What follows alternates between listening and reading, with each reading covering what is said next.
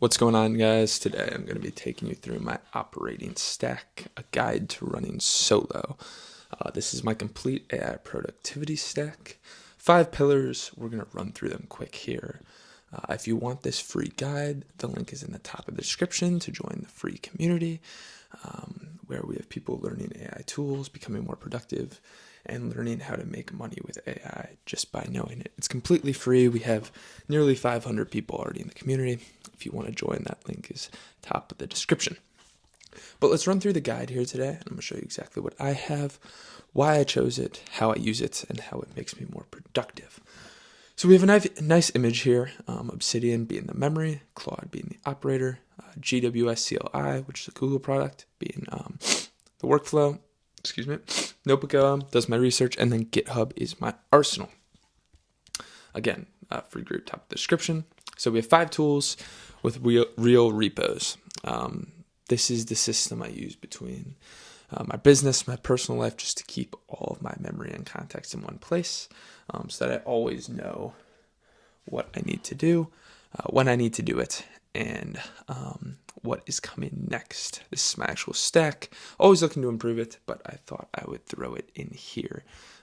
Inside of the AI Academy here, we have a classroom where we have a free course, Q&A recordings, private coaching, giving away free Apple products. But if you're looking for this, it's in that the AI resource vault, which again, first link in the description here. So the first pillar here is memory, which I use Obsidian.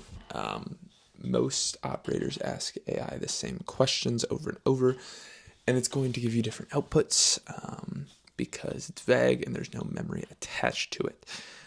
I have 3 folders in here, nothing more. The inputs, the workspaces, and the archive. Every raw note I have goes into the input. That could be thoughts. The workspaces are active projects like this school community or the AI Debrief newsletter. And then the archives, everything I've completed. So it's kind of like a master to-do list, but the memory context is there so we don't forget anything. The real unlock is a Claude.md file at the root that tells Claude where everything lives inside of Obsidian. Here's the reference pattern if you're interested. The second is the operator, which I use Claude Code. Claude lives in the terminal. It's not in an actual window. And I'd say this is probably the biggest unlock for anyone watching this video now. I think the terminal interface can be quite discouraging to people when they first start, and I must admit, once you learn to use the terminal, it's such a game changer. You have instant file access, custom slash commands.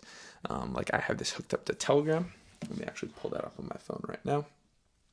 That prompts me every morning. I've been bad about responding to it, but it's called Drew's Life Engine, and it prompts me every morning about what I need to do, who I need to follow up with, what needs to get done for the day, and then I can just chat, talk to the agent throughout the day, and it will check things off for me in the back end. I run that on a Mac Mini. I can make a setup guide on that as well if it's requested. If there's anything you're looking for, a tool, a way to make money with AI, knowledge-based news, just come into the community, prompt it in one of the channels. Me and someone on the team will see it, and we're always looking for requests on new videos. Again, we make one of these every day. And then auto mode, you can hand it with a plan, walk away, and it can come back, which is kind of what I was saying at. And I added the install link right here. Next, the workflow, which I use Google Workspace CLI. It's a command line, email, calendar, drive, sheets, everything in the Google universe can be hooked up. I use all that for my business, Gmail, Google Calendar, all that jazz. It unlocks email, calendar, drive, and sheets. And again, added a repo here as well. I don't think this one needs too much explanation, but it's a much cleaner plugin.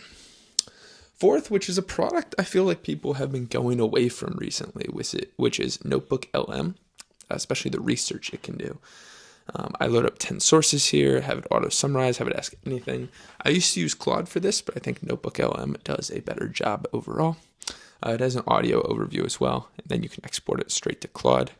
And I think the compounding move here is to pair Notebook LM with Obsidian. So if we go back here, again to the stack, we have Obsidian, Claude, GWS CLI, which we just talked about, Notebook LM. These two paired together go really well, and then GitHub, which we'll get into here in a second.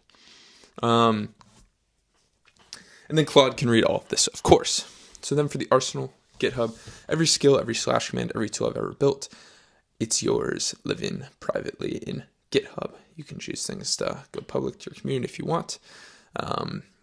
yeah, a few things that live in this arsenal in GitHub. Claude.skills, custom skills, Claude commands, / commands you can use anytime.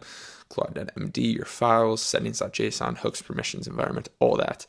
I have a lot of passwords because I have a lot of things in the backend going on, and you can hook up a custom like password database using maybe 1Password and store it here as well. Yeah, and then TLDR here. Yeah, the layer tool, what it does, memory, Obsidian, persistent context across every conversation, the operator, Claude Code, and the terminal, not the chat window, workflow, GWS, the command line, research, NotebookOM, and then GitHub as the arsenal. So rather quick video here today, but I just wanted to run through this really quick, and I'm sure this could be useful to someone out there that's looking to make their own operator stack. This is what I do for mine. I can make a video running through the actual tools on my interface on my computer if that's helpful, but I thought I'd just put that out there. Join the free community. Make sure you subscribe. Deuces. I'll see you guys tomorrow.